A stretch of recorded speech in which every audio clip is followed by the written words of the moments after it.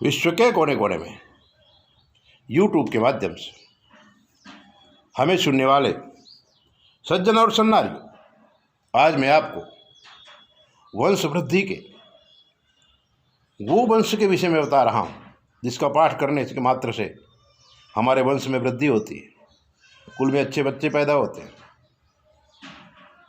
Supreme court ने पूछा था, तब श्री राम की वंशावली सुप्रीम कोर्ट में प्रस्तुत की गई थी। भारतवर्ष के विद्वानों ने संशोधन करके ये नाम दिया। जब राम की वंशावली हम पढ़ते हैं ब्रह्मा से लेकर के रामचंद्र जी भगवान तक, तब हमारे जीवन में दिव्यता आती है, वंश की वृद्धि होती है, घर में सुख और शांति आती है। सुनिए,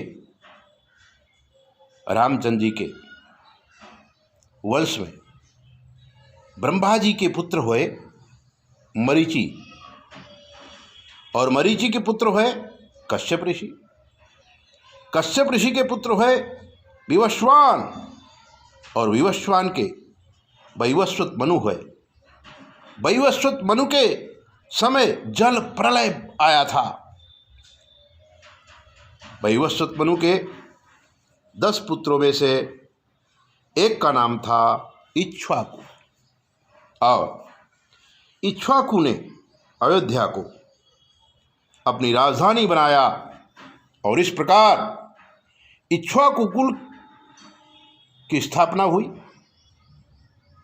इक्ष्वाकु के पुत्र थे कुक्षी, कुक्षी के पुत्र थे विकुक्षी, और विकुक्षी के पुत्र थे बाण, बाण के पुत्र थे अनरण्य, अनरण्य के पुत्र थे पृथु, और पृथु के पुत्र थे त्रिशंकु, त्रिशंकु के पुत्र धुंधुमार हुए। धुंधुमार के पुत्र का नाम युवनाश्व था, युवनाश्व के पुत्र का नाम मानधाता था, मानधाता के पुत्र का नाम सुगंधि था, और सुगंधि के 2 पुत्र हुए ध्रुवसंधि एवं प्रजेशनजित। ध्रुवसंधि के पुत्र भरत हुए, भरत के पुत्र असित हुए, असित के पुत्र सागर हुए, और सागर के पुत्र का नाम असमंजस था। असमंज के पुत्र अंशुमान हुए, अंशुमान के पुत्र दिलीप हुए, दिलीप के पुत्र भगीरथ हुए, भगीरथ ने ही गंगा को इस पृथ्वी पर लाया था। भगीरथ के तेजस्वी पुत्र का नाम ककुत्थ था। ककुत्थ के पुत्र हुए रघु, और बहुत ही पराक्रमी नरेश थे, जिसके कारण इस वंश का नाम रघुवंश हो गया। तब श्री राम के कुल को रघुकुल भी कहा जाता है।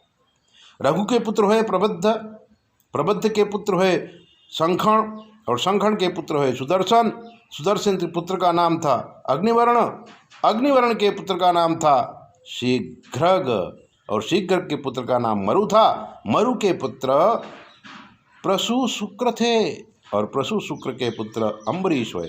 अम्बरीश राजा ने ही विश्वामित्र की तपस्या और उससे झगड़ा हुआ था, वो कथा एकादशी की आपको मालूम होगी।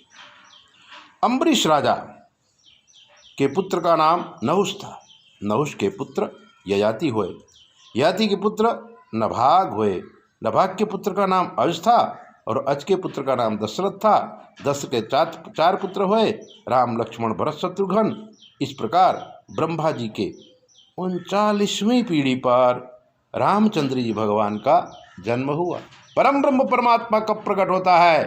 जब इस प्रकार से पीढ़ियों दर पीढ़ियों से तपस्या चली आती है, तब परमात्मा प्रकट होता है। इस वंशावली का पाठ करने से हमारे वंश की वृद्धि होती है, वंश में अच्छा संस्कार आते हैं, इसलिए आप इसे रोज पढ़िए। जय भोले, अपना ध्यान रखिए। चैनल सब्सक्राइब करके लाइक करिए।